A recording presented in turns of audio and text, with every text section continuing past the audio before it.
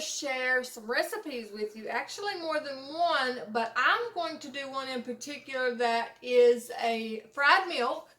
And it is actually a recipe that comes from Spain, originated from Spain. But the other recipes that I'm going to add to this is from some of my other friends on YouTube that actually make recipes from other countries as well. And I think it's very interesting to see different things like that. I've got one that makes something from Ecuador, who actually lives in Ecuador, and he's going to show us, him and his mother's going to show us how to make something from Ecuador. I've got a friend that does a lot of Philippine food that I'm going to add on to here. And I have another lady that's going to add a Switzerland recipe on here. That she's a traveler and stuff like that. And so she's going to add a recipe that she picked up from Switzerland. So I encourage you to go to the playlist after this video and check out the other channels and their different recipes that they have.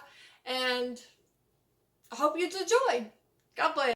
Okay, guys. First thing I'm going to need some cinnamon sticks, some orange rind, and a lemon rind if you have lemon rind. I don't have lemon rind, so I'm not going to be using lemon rind, but I'm just going to use about a half a teaspoon of lemon juice and some milk. And I've got my kettle sitting here. I will need to turn this kettle to where this will warm this milk up to medium heat. You're going to need 17 ounces of milk. Let's throw that out there.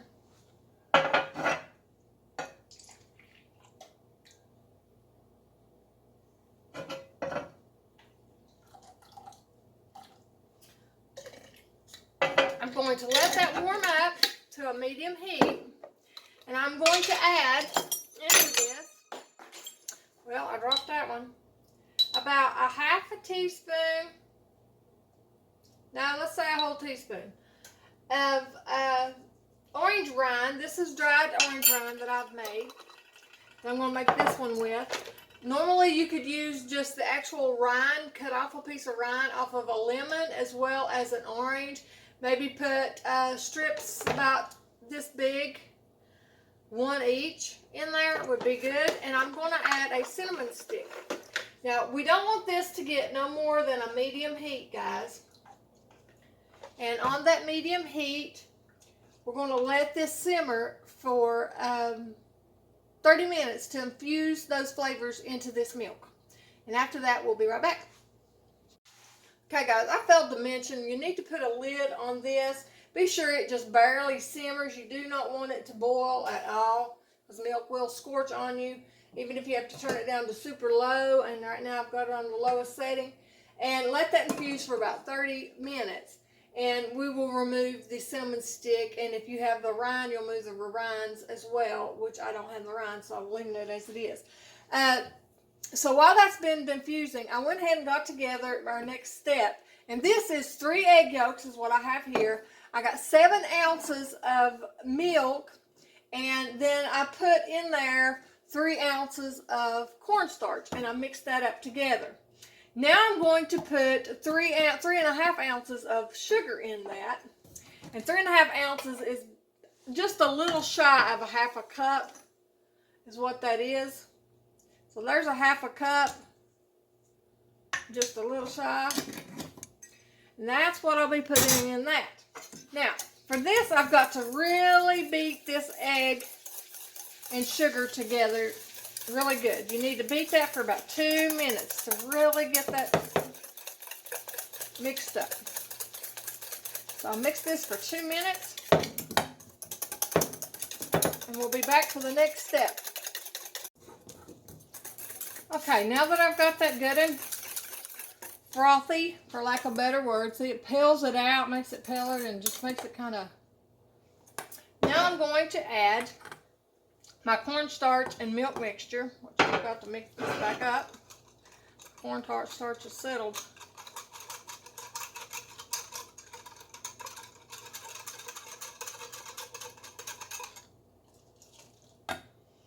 And then you will beat this really good.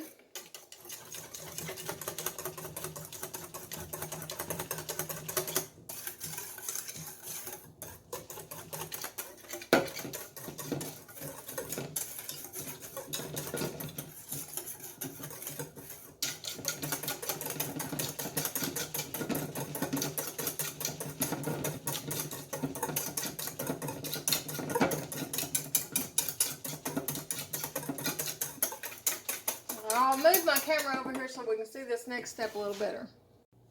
Okay, so now I've removed the lid and I'm going to remove my cinnamon stick. And if you had the rinds, you would remove those at this point, which I'm not. Now, when this has been well beaten, we will pour this in here on super slow heat. Low heat, guys. Sorry. Slow, low.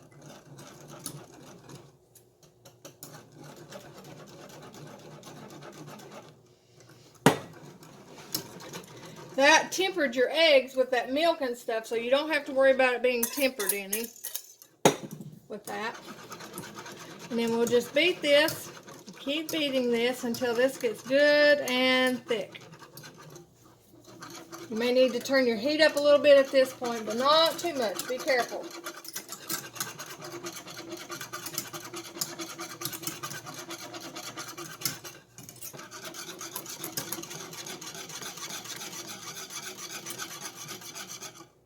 Okay guys, now you can see this is getting thick.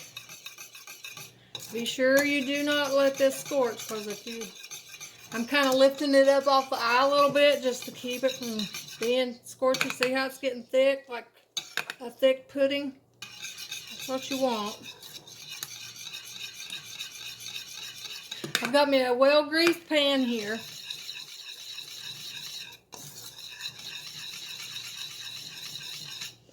When it gets about where you think you want it, and it's hard to tell you, it's kind of like a thick pudding.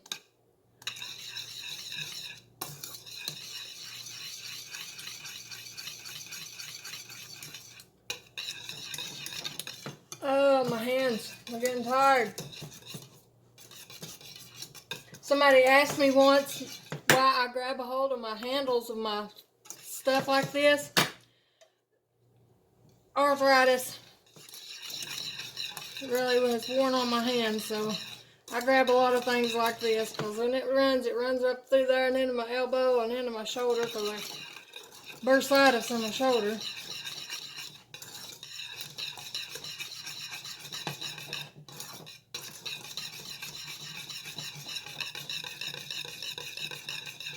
And like I said, just keep it kind of lifted off of that eye too. Don't let it get too hot. I always let it go just a few minutes longer than I think when it's ready. And I'm not, when I say a few minutes, I mean a minute, probably. Just because I have a tendency to get things like this under cooked sometimes.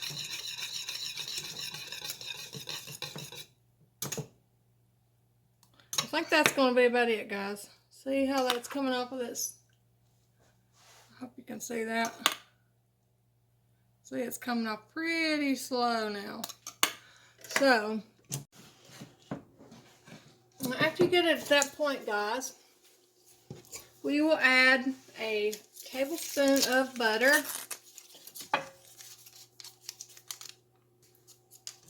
And a teaspoon of vanilla.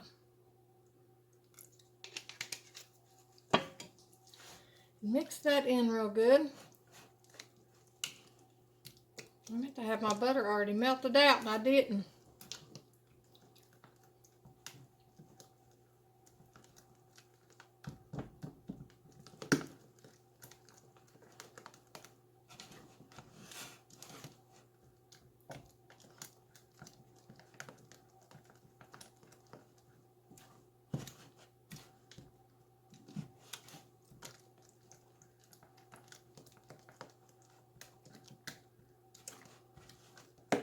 My heat's done off, by the way.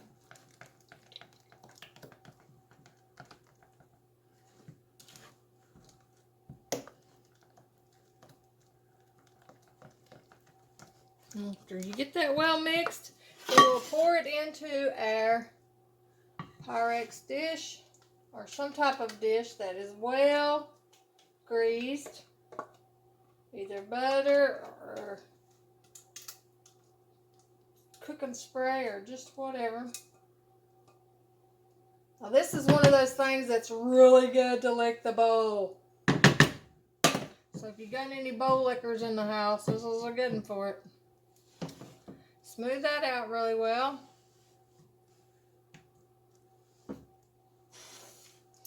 And then we'll add our plastic wrap.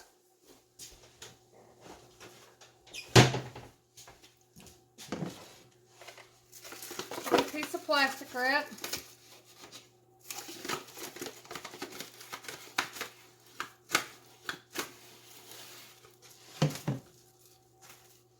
Make it a little bit bigger than what you would want because we need to fit it down in there to where it's on top of your custard. It's kind of like a custard. It tastes a lot like a custard too, guys. And we'll put this in the refrigerator and let it set for about 2 hours till it sets up good. Alright guys, now I've let this chill for a while. Now I'm going to, most of the time it's pretty jiggly and you won't have to worry about this part, but it may pay to just run you a little knife around the edge of it to be on the safe side. You never know. Stick your plate over it and let it come unmolded. Be careful because you can slide off as you see there. Okay. I ain't going to try to move that. Well, let me take a knife. Now you can cut it in whatever size you want to cut it in. You don't have to cut it in the exact size I am. I'll cut it like that. And then, as you see here, I have some flour, and I have egg, and I have beaten, and I have some oil, hot oil that's getting hot here on the stove. All right, now I'm going to take a piece of this. We'll start with the pretty piece in the middle first. Should be set up pretty good. You got to be very gentle with it. It's very fragile. Throw you some flour on it.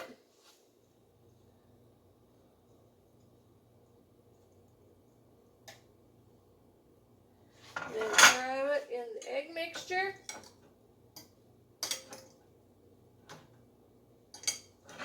And then we will put it in the skillet.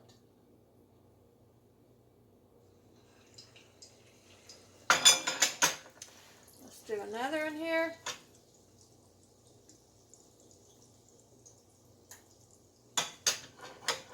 I like to do this in a little bitty skillet just because it saves on my oil. But you can do it in like a Fry Daddy. I also have a Fry Daddy that I use sometimes when I'm cooking a lot of stuff. I like these fresh, so I don't always make these to where I'm making them all at once unless I'm making them for a lot of people. But just for me and Don, I'll just make a few at a time. Because as long as this is in an airtight something or other, you'll be good in the fridge. Turn that up just a tad. I think I had it quite as hot as I needed to.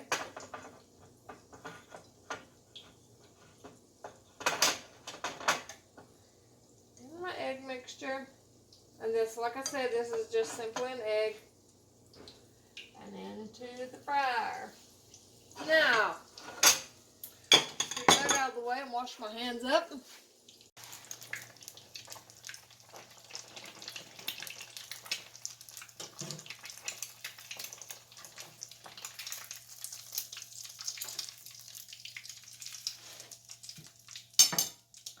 Now, I'm gonna let that cool just a tad. While it's cooling,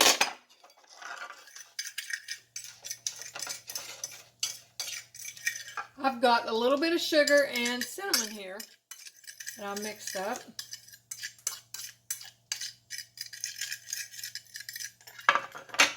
We'll take this first one here. They are very delicate, guys. Very delicate. I'm going to roll it in the sugar and cinnamon.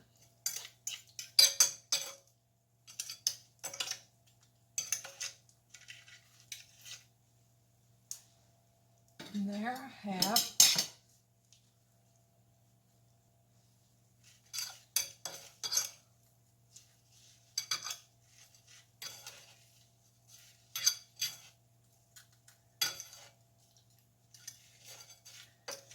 fried milk. It might be a little warm. I'll take this piece off. Sometimes some of the egg will drip off to the side like that. That's all that is egg and batter.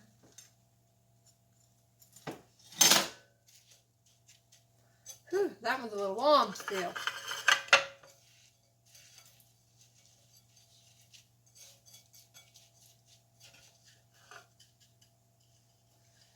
And the third one. Now, if you can wait till those cool some more, they will kind of firm up a little bit. But if you're like me, I can't do that. So I have got to go ahead and get into it as it is. I'm going to show it to you there, guys. These are so scrumptious. I don't know if this will cut done good enough for you to see it. Look at there, look at there. Don't that look good? And this tastes amazing. I'll flip the camera up a little bit for you. This stuff is so good. And like I said, if you let it cool a little bit longer, it will firm up a little bit more. But it's still a real delicate dessert to eat. Very good. Fried milk, guys. Fried milk. Good stuff.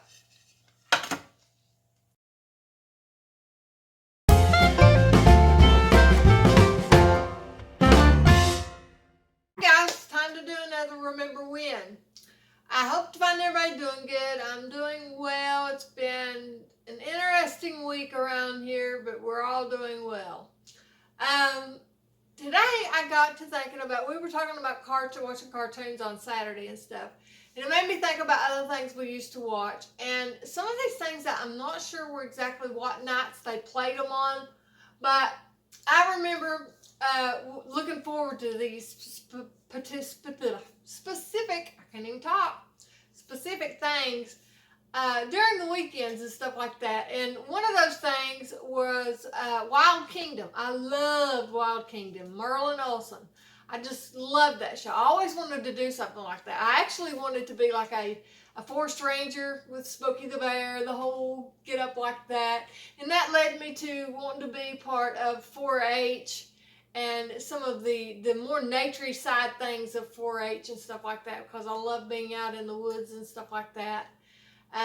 We used to go coon hunting a lot. My dad was a big coon hunter as well as deer hunter and stuff, but coon hunting was something that he done a lot through the summer because we just do it around the home, you know, there.